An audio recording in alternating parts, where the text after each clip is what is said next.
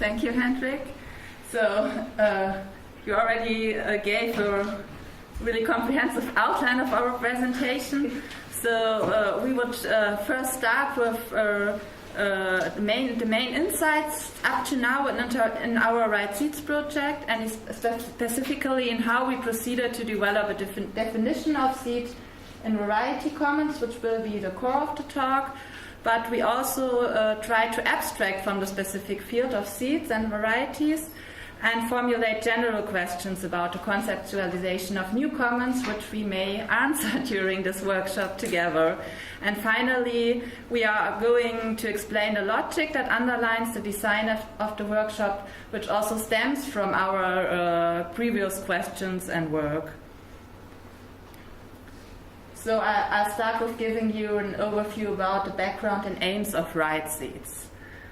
So as you all know, in our current agricultural system, we are confronted with achieving core sustainability goals such as food security, and at the same time preserving or minimizing the decline of global biodiversity.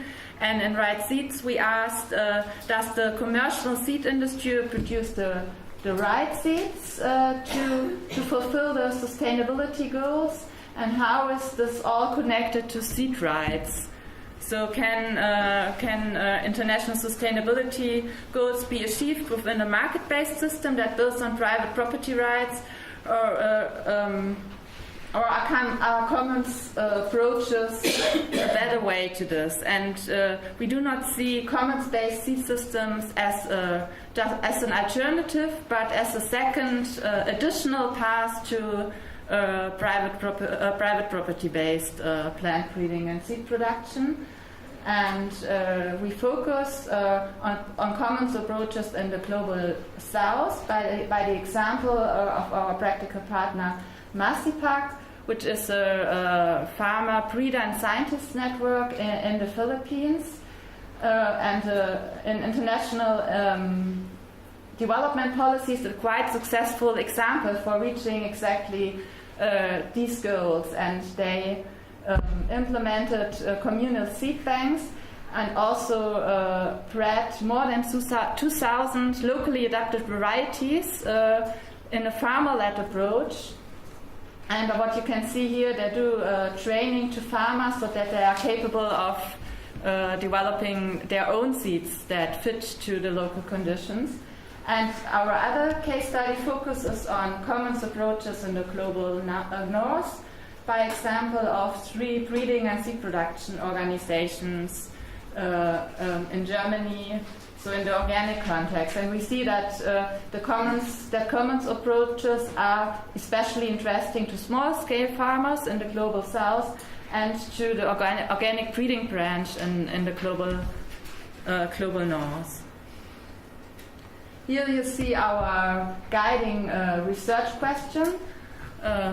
We already mentioned that, so our question is, in what way can a commons-based approach to seed systems promote a profound social ecological transformation in the overall agricultural system?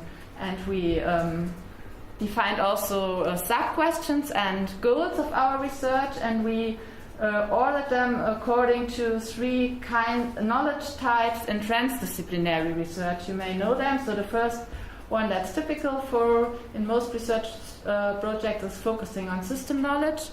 So we are interested in how to define our research subject of seed and variety commons and how to fit that into commons categories. Then we are also interested to capture the commons institutions in practice in the global north and south by the example of our case studies that I presented. And we are interested in what are the social ecological impacts of different kinds of property regimes in the seed sector. And there we, for example, in ecological studies, we focus on ecosystem services. Then we aim also for orientation or goal knowledge, as we focus on social ecological transformation. We need to define what we understand by that, and for that we developed an own conceptualization of that. And place it in reference to plant cultivation system, and we are interested in general how to measure the transformative potential of, for example, such seed initiatives to really bring about changes in the wider system. And lastly, we also aim it's a 5 years project, we also aim for transformation knowledge. So we see us as scientists also as actors in society that want to support or promote sustainable development, and want to enhance positive social ecological effects of our practical partners where they are already obvious. And there we focus on market potentials and financing of products from commons-based breeding, but also look at effective communication strategies of the topic to different decision makers and the overall public. Here you see a figure of our project design, so based on a conceptual frame where I will shortly talk a bit about. We do research from 4 disciplinary perspectives. So we conduct agroecological field experiments, an ethical analysis, and economic and political science research on that topic. And that's basically 4 PhD works that shall be integrated in the process. And they all focus on the same transdisciplinary case studies. Here you also see the logos of our partners here, Massipak, and in Germany it's the organic breeding organization Saatgut e.V. and Kultursaat e.V. and the seed production and marketing company Bingheimer Saatgut. Yeah, that's the organizational setup of the group. So we are a joint project by the University of Oldenburg, Department of Business Administration, Economics and Law, the University of Göttingen, Department of Agroecology, and the Institute for Ecological Economy Research. And as already said, we are 4 PhD students, me as a team leader, and 2 project assistants. And we work together with practical partners in the plant breeding and seed production sector here in Germany and Massipak in the Philippines. But our official cooperation partners are also organizations that represent the retail sector or the organic retail sector in Germany, and 2 NGOs that work in the international arena, Agricole and Arche Noah, also on seed topics. And finally, we are also supported by 2 senior scientists that bring specific expertise into parts of our project, and we are advised by a board of 6 persons, 3 from science and 3 from policy advice or practice, that give us valuable insights into specific topics. And we are happy that also Andreas Thiel is here today, and Anja Christink will also come to this workshop. So now last point about our research project. So I already said that we follow a transdisciplinary research approach. That means that we really closely work together with our practical partners also in defining our research subject and our research questions, and we also at the end want to develop, for example, a communication strategy together with them and not just for them. And what's core in such transdisciplinary processes is to bring real core scientific problems and societal problems together. And our main focus was, among others, about finding a framing concept that really integrates scientific and societal problems, so that we at the end also have results that are useful for both sides. And here you see, you do not have to read that, but here you see an example how we worked with our practical partners in our first project workshop, really on the concept of seed commons. So we gave some ideas into the discussion, and we had really a written discussion on all these this element, and we are in constant exchange with them. Yeah, and in the process of defining our integrative research subject, as we call it, in the language of transdisciplinary research, we discussed a lot how different understandings and conceptions of traditional and new commons really match our empirical context in RightSeeds. And this raised several general conceptual questions. So one challenge was the vague definition of new commons, and the really diverse and partly overlapping subcategories of new commons, as for example formulated by Charlotte Hess, and this despite of the increasing emergence of new commons movement in practice and also their relevance in practice. There are at the moment only few attempts that really try to systematically conceptualize and operationalize new commons. And we identified at least two possible paths how to get along defining new commons that are also presented by two of our keynote speakers. So one way is to find conceptualizations for specific categories of new commons, such as knowledge commons, which build on established frameworks of analysis from the traditional commons, where you will learn more about by Brett Fishman tomorrow morning. And another path is to look at new defining features for capturing new commons or commons in general, that go beyond specific types of resources and property regimes, what will be presented by Silke Helfrich on Friday.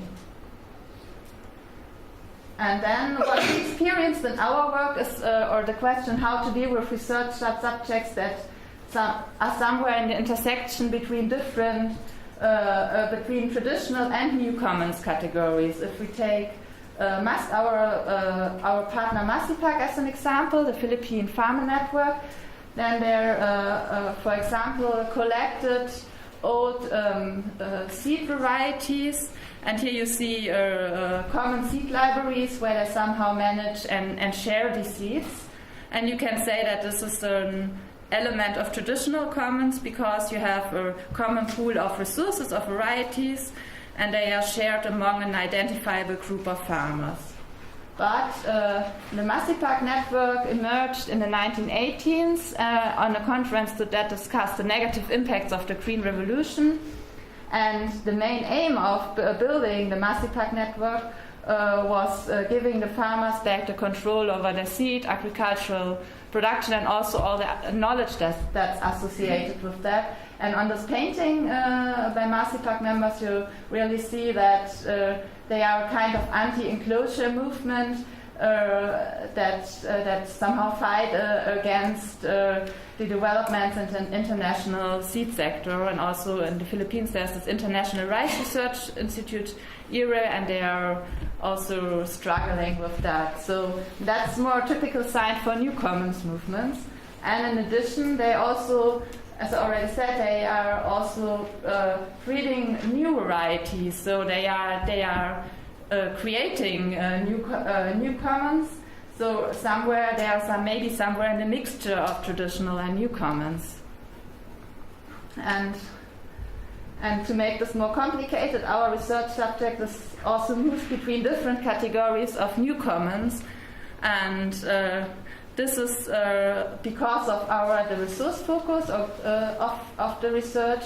So we focus on seed and varieties, and we also claimed our research subject seed and variety commons because we think that we cannot separate the two in practice. So seeds encompass the genetic code of the varieties, and and varieties are inherently connected to the physical seed in practical plant breeding. And seeds and varieties have together, so they cannot be separated, and they have material aspects, that is the seeds and the plant genetic resources they contain.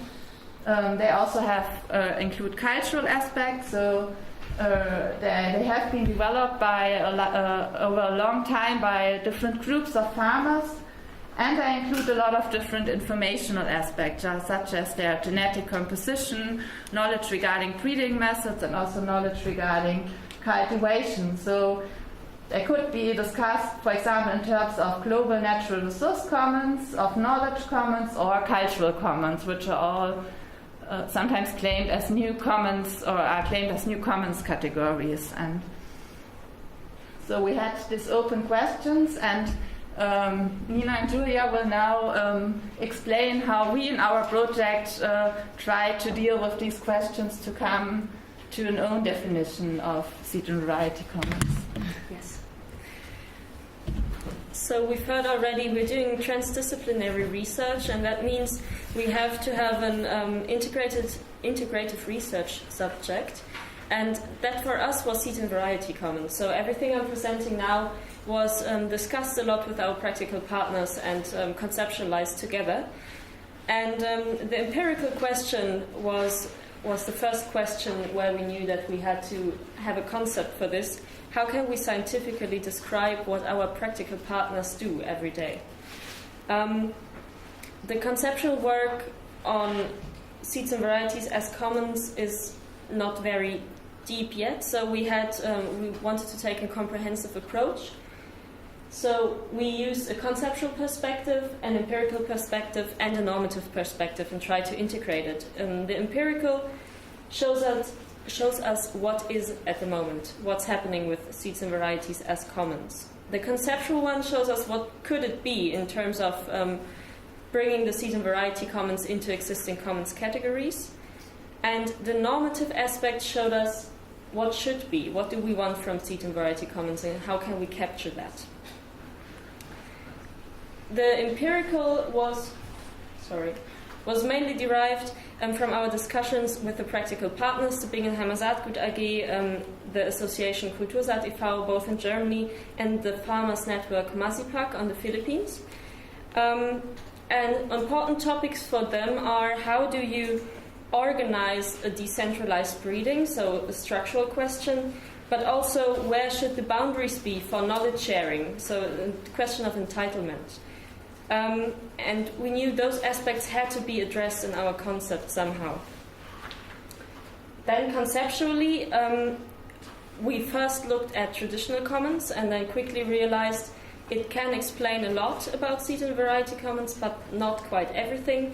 Seed and variety commons are not really rival goods, and also they are a need for creation, not just management. So then we looked at the new commons and quickly found global commons and knowledge commons aspects as the main aspects of commons. And then we took a normative perspective, stemming from Hess a lot, where we say that the central importance of seeds and varieties for human life and dignity should be considered. So that's the question of preservation of the resource and access to the resource. And also, because seeds and varieties are the result of a collective creation process, the question about the responsibility to keep the resource alive and entitlements regarding the resource were also important aspects. Now I will present to you the actual criteria. And we have a model here where we map the societal and environmental conditions seed and varieties have to function in. Yeah. So this we consider to be the inner layer. That's where the seed and varieties are created. That's mainly local, and most of the actors here are breeders. And then we have the outer layer, that's the big circle, with the users of the resource. Those are questions of management. Now, the arrows indicate that there's an exchange between the inner and the outer layer, and neither the responsibilities nor the actors are defined strictly in one of those. So there can be farmers who also breed, and but it is important that everything around is also considered a space. That's the outside society. That's everybody unconcerned with seeds and varieties. While nobody is unconcerned because we all have to eat, many people do not think about seeds and varieties. So that would be everybody here around. And now we derived 5 criteria which we deem important for seeds and varieties. The first one is collective responsibility. That's about the protection, provision, and development of varieties, and we all know crop varieties only live when they are used. So the problem is a problem of under-provision rather than a problem of overuse. So seeds and varieties are protected by using them. Normatively, that's a point for the common cultural heritage, which will translate in the conceptual realm into a global commons character. And empirically, we found that our practical partners have a strong personal motivation concerning that responsibility. The second characteristic is the common ownership.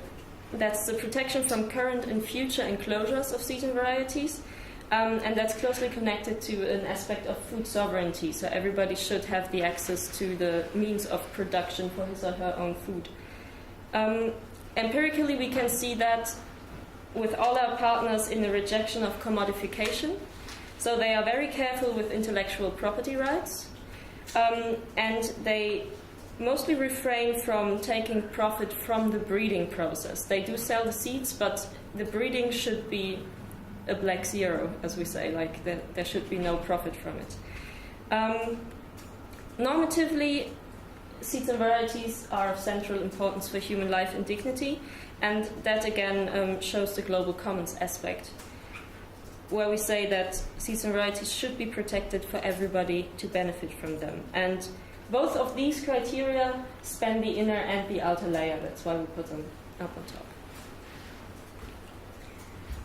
The third criteria underlines that both the breeding of the varieties and the provision of seeds and varieties need to be organized collectively by collectively defined rules. And here also the integration between those two layers is extremely important. So on the outer layer, this characteristic refers mainly to the provision of varieties. So from the normative criteria that we've already heard, that varieties are a common heritage and that they are so essential for food security, this underlines that varieties should be relatively freely available on a global scale to a global community, so as a global commons. This idea is reflected, for example, in the multilateral system of the International Seed Treaty, where they, by having defined by having decided on collective rules on how to use varieties, they still try to guarantee a relatively easy access to those varieties. On the inner circle, we have, the focus is on polycentric breeding. So we have breeding that takes place at various locations and with breeders that can decide themselves on how to, which aspects to focus on in breeding. But still, they collectively agree on certain objectives of breeding. They define needs, for example, which organic farming still has, and and the central importance is that those two categories are connected, those two levels. So that regionally bred varieties are then made available on the global scale, and on the other hand, that the breeding is financed by the global community. So we need rules that ensure that despite the global provision, the breeding is still made possible. And this polycentric decision-making aspect is also, from a normative perspective, extremely relevant for redemocratization. So the breeders can decide which varieties to develop, and also this encourages more farmer-led participatory breeding approaches. And our practical partners, for example, Kultursat, they have multiple locations where they breed, so they really can take into account the context conditions. So as I already said, both levels have to be regulated by collectively agreed upon rules, and they have to be connected in some way. From a conceptual perspective, this criteria is really interesting as well because it shows the contributions and the limits of the commons categories that you already have. So on the regional scale, we have relatively limited user communities still. So the traditional commons approaches can be very helpful in analyzing them. But when you go to the global level, to the provision level, this boundary is dropped to a large extent. So here we need new models, for example, the global commons approach. Another aspect is the sharing of knowledge. This refers to knowledge as both formal and practical knowledge, and regarding information on varieties and all steps of the breeding process. On the outer circle, the focus is more on formal information on varieties and cultivation, for example, genetics, parental varieties, but also how to cultivate varieties.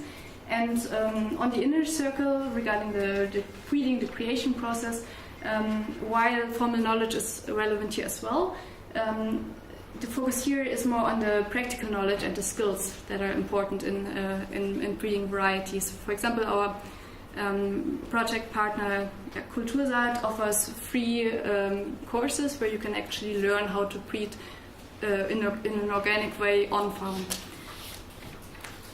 Yeah, and I think this aspect of sharing of knowledge also underlines the knowledge dimension in seed and variety commons. So knowledge is relevant both on the local level or regional level and on the global level. So here's the connection to knowledge commons. And then finally we have the last characteristics, which is the breeding within the boundary of natural reproducibility.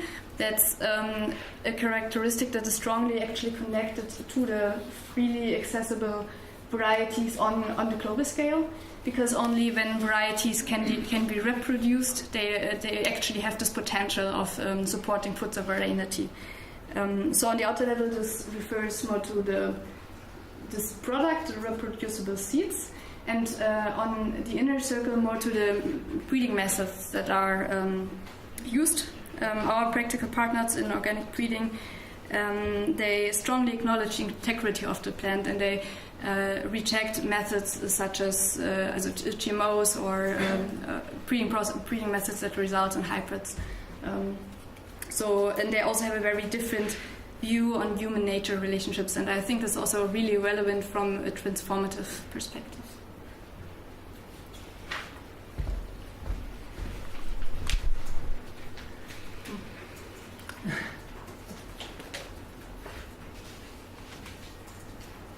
So now you get a deeper insight in how we conceptualized seed and variety commons in specific, and now I try to locate our main insights into the new commons discourse.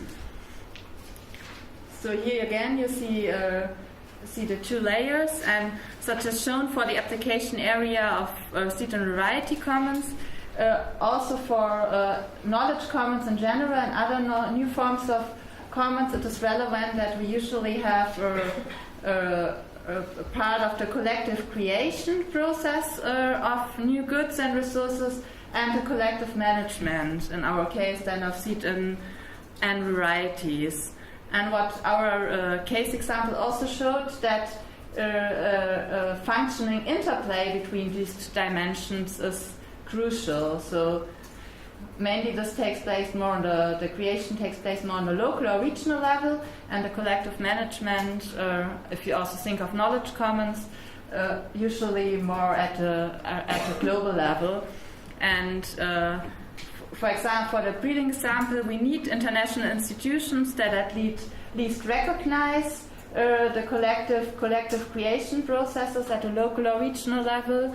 But on the other side, we also need groups or initiatives that come together and collectively decide to develop new goods and resources, such as here open varieties. So functioning interaction between these two levels is crucial.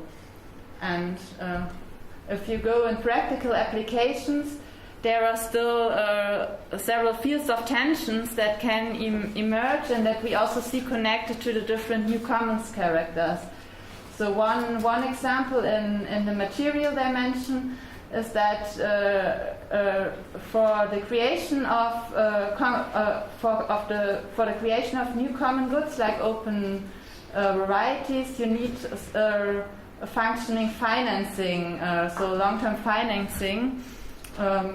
So you need, also as the commons, you need certain financial and personal resources to stem that in the long term, and that could be in conflict with giving affordable access to the produced common goods, in our example to plant genetic resources at a global level. And another conflict that can arise is regarding the knowledge. So still this is here somehow not a closed community, but a smaller community where innovation processes take place, and it can be helpful. What we also saw, in example, in our case of fruit breeding, that some of the knowledge of the innovation processes stays inside this inner layer, and this can be in conflict with the need for the full disclosure of knowledge in terms of global knowledge commons. So, and these are two possible tensions that can arise in the practical management, not just for seed and variety commons.